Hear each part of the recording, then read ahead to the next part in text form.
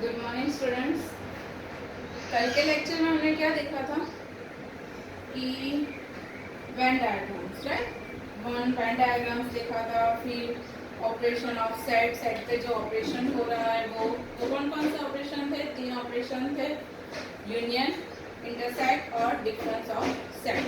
ये 3 ऑपरेशन थे, राइट। इतना हमने कल के लेक्चर में देखा था। Union means, union of set का मीनिंग क्या था? Is the set of all those elements which are either in A nor in B, which are either in A or in B, means A और B के सारे element union में आ जाएंगे, right. अगर A और B में same element है तो एक ही एलिमेंट लिखना है, मीन्स रिपीट नहीं करना है उसको। क्लियर? उसको हम क्या कहते थे? यूनियन। और देखते हैं, और यूनियन के बाद क्या आता था? Intersection. Intersection of the set. Set का इंटरसेक्शन कैसे करते थे कि ए और बी में जो कॉमन है वो ही इंटरसेक्ट में आएगा, राइट। ए और बी में जो कॉमन एलिमेंट है वो ही इंटरसेक्ट में आएगा। उसका मतलब क्या हुआ? A and B is the set of all elements which are common in both. Mean दोनों में जो कॉमन होगा वो ही A इंटरसेक्ट B में आएगा। उसको उल्टा U से हम डिफाइन करते थे, right. Means A union B और U यूनियन को capital U, A union B। Clear? Intersection clear हो गया। अब difference of set. Difference of set को A माइनस B कहते थे। क्या कहते थे हम? A minus B. Means A में जितने भी एलिमेंट्स है उसमें से B के सारे एलिमेंट निकाल दो, मीन्स रिमूव कर दो। क्या करना है? उसको रिमूव कर देना है। फिर से सुनो, A माइनस बी का मतलब क्या है? A में जितने भी एलिमेंट्स है उसमें से B के जितने एलिमेंट्स है उसको रिमूव करना है। क्या करना है? उसको हमें रिमूव करना है। तो हमें क्या मिलेगा? A minus B. ये सारे के सारे जो सेट में ऑपरेशन है, यूनियन है, इंटरसेक्शन है और डिफरेंस है, वो अलग अलग है। कैसा है? वो अलग अलग है, ठीक है, वो डिफरेंट है। दोनों किसी से भी कंपेयर नहीं हो सकता। यूनियन, इंटरसेक्शन और डिफरेंस ऑफ सेट, वो किसी से भी हम कंपेयर नहीं कर सकते। Union is equal to intersection, intersection is equal to difference of set. वो सभी सब डिसजॉइंट सेट है। कैसा सेट है? डिसजॉइंट सेट है, मीन्स अलग अलग है, ठीक है। तो आप ऐसे ही पता चल जाएगा कि वो अलग ही सेट है, मीन्स वो अपने आप में ही अलग है। यूनियन में सारे एलिमेंट उसमें आ जाते हैं। फिर इंटरसेक्शन में दोनों में जो कॉमन होगा वही आएगा। और A minus B means difference, means A में से B के सारे एलिमेंट निकाल दो तो वो कहीं भी वो सेम नहीं आ रहा है, राइट। वो क्या है? म्यूचुअली डिसजॉइंट सेट है, ठीक है, क्लियर। अब आप इस लेक्चर में एक्सरसाइज के कुछ सम पढ़ने वाले हैं और बुक के एक्सरसाइज करने वाले हैं। क्लियर? एग्जाम्पल देखने वाले हैं बुक के, और एक्सरसाइज तो 1 to 6 या अप टू भी हो सकता है, राइट। वो हम आज देखने वाले हैं। तो चलो, कल हमने जो पढ़ा उसको हम मैथमेटिकली सम से देखते हैं कि क्या हो रहा है। कल हमने यूनियन पढ़ा, राइट। ये यूनियन का सम है, राइट। A union B. उसको एग्जाम्पल लेके देखते हैं। एग्जाम्पल नंबर 12 क्या है? Let A is equal to 2 4 6 8 and B is equal to 6 8 10 12। तो आपको फाइंड क्या करना है? A union B। क्या फाइंड करना है? A union B। A union B का मतलब क्या है? A में जितने एलिमेंट्स है और B में जितने एलिमेंट्स है दोनों यूनियन में आ जाएंगे, राइट। तो दोनों यूनियन में आ जाएंगे तो एक एलिमेंट लिख दो, 2 4 6 8। अब B के एलिमेंट लिख दो, बट 6 8 इसमें भी है तो उसको लिखना नहीं है। तो क्या आएगा? 10 और 12। Clear? A union B clear हो गया। कैसे हमें फाइंड करना है A यूनियन B? ठीक है, चलो अब देखते हैं एग्जांपल नंबर 30। क्या है example number 30? Let A is equal to A E I O U, means vowels दिए है आपको, and B is equal to A I U, then so that A union B is equal to A. तो क्या prove करना है हमें कि A union B is equal to A, ये प्रूव करना है। ठीक है, तो पहले हम देखते हैं कि ए यूनियन बी आता क्या है। चलो पहले देखते हैं A union B. A union B is equal to A E I O U, और बी के element A I U. But आप देख सकते हो कि ए आई यू वो आ ही गए है ए के अंदर, वो ए के अंदर है ही, ठीक है, तो उसको मत लिखना। तो ये पूरे का पूरा सेट क्या है, ए है, क्या है, ए है। तो A union B is equal to A, जो हमें प्रूव करना था वो आ गया। ठीक है, क्या किया हमने, A union B means A union B, A I U, सारे के सारे एलिमेंट लिखना है हमें। तो क्या एलिमेंट आएगा, ए ई आई ओ यू। पर दूसरे सेट में आप देख सकते हो कि ए आई यू कॉमन है, मीन्स इसमें भी है, तो उसको फिर से लिखने की जरूरत नहीं है, कर्ली ब्रैकेट क्लोज। बट ये क्या है, ये सेट ए है, क्या है, ये सेट ए है, इज इक्वल टू ए। तो प्रूव हो गया A union B is equal to A. Clear. चलो अब देखते हैं एग्जांपल नंबर 14। बहुत लंबी है, बहुत लंबा क्वेश्चन है, तो आप सोचोगे कि कितना सारा उसका सॉल्यूशन होगा। नहीं, सिर्फ 1 लाइन का ही सॉल्यूशन है। देखते हैं कैसे 1 लाइन का सॉल्यूशन है। चलो क्या है, पढ़ो। Let x is equal to Ram Gita Akbar. x set क्या है, Ram Gita Akbar. Be the set of students of class 11 class के स्टूडेंट्स के नेम है राम गीता और Akbar. Who are school hockey team, जो स्कूल की हॉकी टीम में है, किसकी टीम में है, हॉकी टीम में, राम गीता और अकबर। फिर आगे पढ़ो। Let y is equal to Gita David and Ashok. क्या है, y is equal to Gita David Ashok. Be the set of students from class 11 who are in the school football team। ये किस टीम के स्टूडेंट्स के नेम है, फुटबॉल टीम के, किस team के, फुटबॉल टीम के, और ये हॉकी टीम के। Find x union y and interpret the set। पहले हमें क्या फाइंड करना है, x union y and interpret the set। Means ये सेट क्या है वो हमें लिखना है। चलो पहले x यूनियन y फाइंड करते हैं। x यूनियन y, इसका मतलब x के अंदर कौन सा एलिमेंट है, राम गीता और Akbar. Ram Gita Akbar. Clear. Union y के अंदर कौन कौन सा एलिमेंट है, गीता डेविड और अशोक। गीता डेविड और अशोक। क्लियर।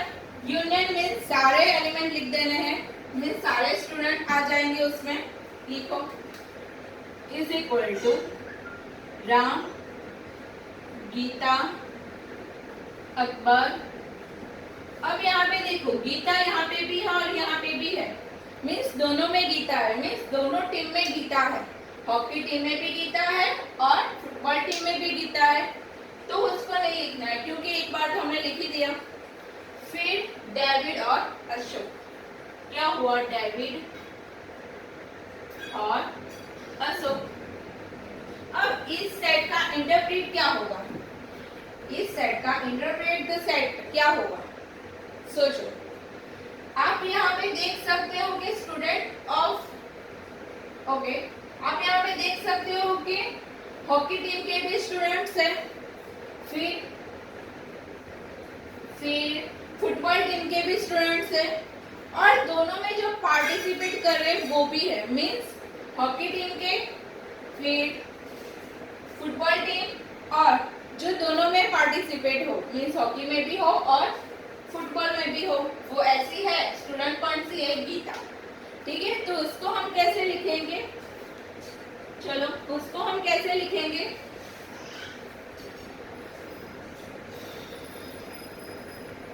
सॉरी, उसको हम कैसे लिखेंगे कि this is the set of students from class 11 who are in the hockey team और फुटबॉल टीम और both, मीन्स ये ऐसा सेट है जिसमें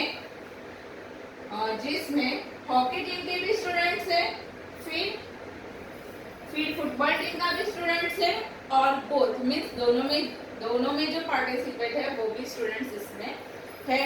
क्लियर? तो आप क्या लिखेंगे, this is the set of students, क्या लिखेंगे आप, this is the set of, this is the set of students from class 11 who are school hockey team, who are school hockey team और फुटबॉल टीम और both. ठीक है, एक ऐसा set है जिसमें कौन से स्टूडेंट आते हैं, जो हॉकी टीम में है, फुटबॉल टीम में है और दोनों में है। क्लियर? मैंने कहा था ना बहुत लंबा क्वेश्चन है बट आंसर छोटा सा ही है। क्लियर? आपको पता चल गया इसका मतलब?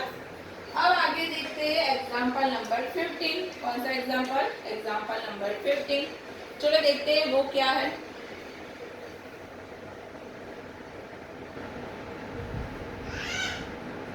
चलिए एग्जाम्पल नंबर 15 देखते हैं।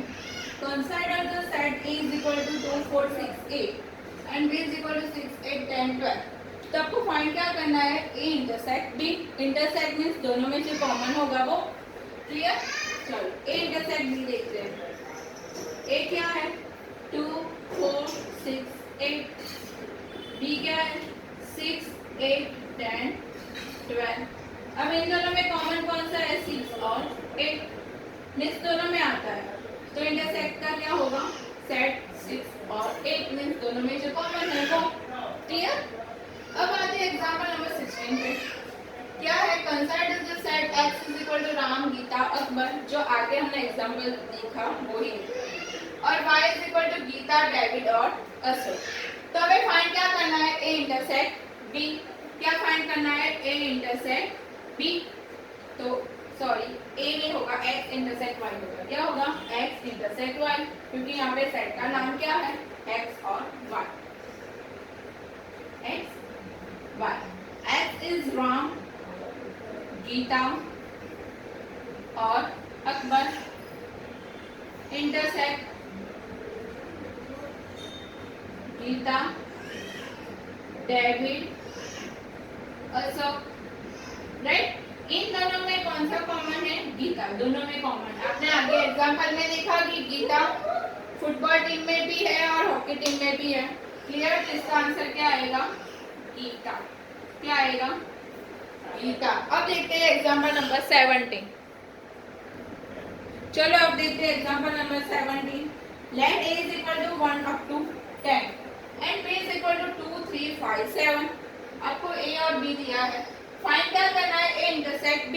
क्या फाइंड करना है, A इंटरसेक्ट B एंड है so that A intersect B is equal to B, और अदर क्या है, सो दैट आपको क्या प्रूव करना है कि A intersect B is equal to B।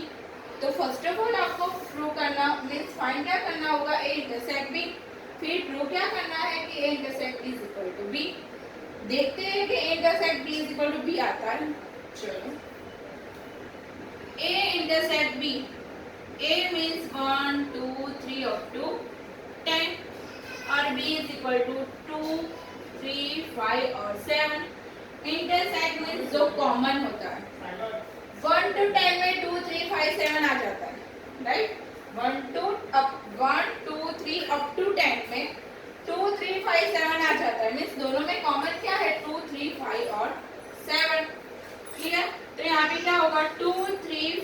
और 7, बट वो क्या है, वो सेट बी है। क्या है, सेट बी है।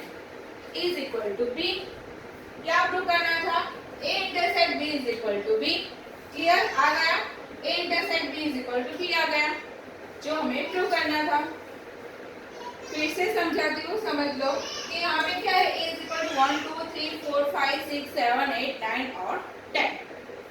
किसके साथ इंटरसेक्ट करना है, 2 3 5 और 7 के साथ। तो आपको पता ही है कि 1 to 10 में 2 3 5 7 आ जाता है। तो इंटरसेक्ट का मीनिंग ही वो होता है कि दोनों में जो कॉमन है वो, तो दोनों में कॉमन क्या है, 2 3 5 और 7। बट 2 3 5 और 7 क्या है, बी है। क्या है, सेट बी है। तो इज इक्वल टू बी, जो हमें प्रूव करना था वो आ गया। क्लियर, चलो अब आगे का एग्जांपल देखते हैं, एग्जांपल नंबर 18। चलो अब देखते हैं एग्जांपल नंबर 18 क्या है।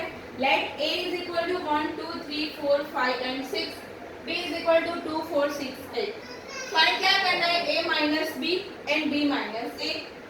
अब आपको ये पता होना चाहिए कि a माइनस बी क्या है। What is a minus B, means a के एलिमेंट में से b के एलिमेंट उसको निकाल देने, मीन्स रिमूव कर देना है।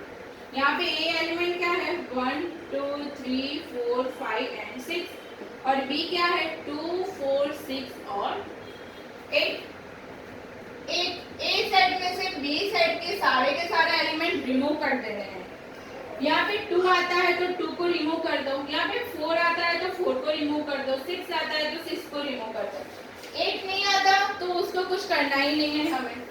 क्लियर, तो कौन से बचा एलिमेंट, 1 3 और 5, मीन्स रिमेन एलिमेंट कौन सा है, 1 3 और 5। जो हम रिमूव कर देते उसके बाद जो रिमेन एलिमेंट है वो के कौन से है, 1 3 और 5। ठीक है, जो बचा हुआ एलिमेंट कौन सा है, 1 3 और 5। अब आपको करना है b माइनस ए, मीन्स b सेट में से a के एलिमेंट निकालने हैं, जो पीछे होता है उसके एलिमेंट निकालने होते हैं, राइट। b माइनस ए मीन्स b सेट में से a के एलिमेंट निकाल दो। तो b सेट कौन सा है, 2 4 6 और 8, और a क्या है, 1 2 3 4 5 एंड 6। मीन्स b सेट में से a सेट के जितने भी एलिमेंट्स आते हैं, नहीं आते तो उसको तो कुछ करना ही नहीं है, जो आते हैं उसको रिमूव कर दो। यहाँ पे 1 है, यहाँ पे 1 नहीं आता तो डजंट मैटर। 2 आता है तो उसको निकाल दो, 4 आता है तो उसको निकाल दो, 6 आता है तो उसको निकाल दो। तो कौन सा बचा एलिमेंट, सिर्फ a। कौन सा बचा, सिर्फ a। जिस सेट में ओनली 1 एलिमेंट होता है उसको हम सिंगलटन सेट कहते हैं। क्या कहते हैं, सिंगलटन सेट।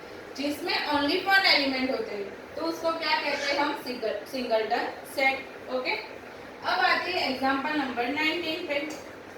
चलो क्या करना है हमें, b आपको दिया है a e i o u and b is equal to a i a u। तो हमें क्या करना है, फाइंड b माइनस b। क्या करना है, b माइनस b करना है, मीन्स b में से b के सारे एलिमेंट निकाल देने हैं। चलो b के एलिमेंट इसमें कौन कौन से, a है, फिर i है, ये तो इसमें है नहीं तो u। तो कौन सा बचा एलिमेंट, a और u, e और सॉरी u नहीं, e और o। क्लियर, ऐसे हमें फाइंड करना है b माइनस b। इसका मतलब क्या होगा, b सेट के अंदर से b के एलिमेंट निकालने हैं। फिर से बोलती हूँ, b सेट के अंदर से b के सारे एलिमेंट रिमूव कर देने हैं। तो b कौन सा सेट है, a i k u, और b कौन सा है, a e i o u। Clear, अब b में से b के एलिमेंट निकाल दो। b में a है, यहाँ पे a है, ओके। यहाँ पे i है तो यहाँ पे b है तो उसको रिमूव कर दो। यहाँ पे u है तो यहाँ पे b। यहाँ पे कौन सा सेट बचा, ओनली k, मीन्स उसमें उस सेट के अंदर ओनली 1 एलिमेंट है तो उसको हम क्या कहते हैं, सिंगलटन सेट। क्लियर, तो b माइनस b क्या हुआ, ओनली k। चलो यहाँ पे एग्जाम्पल खत्म होते, अब एक्सरसाइज देखते हैं। क्या देखते हैं, एक्सरसाइज नंबर 1.4। चलो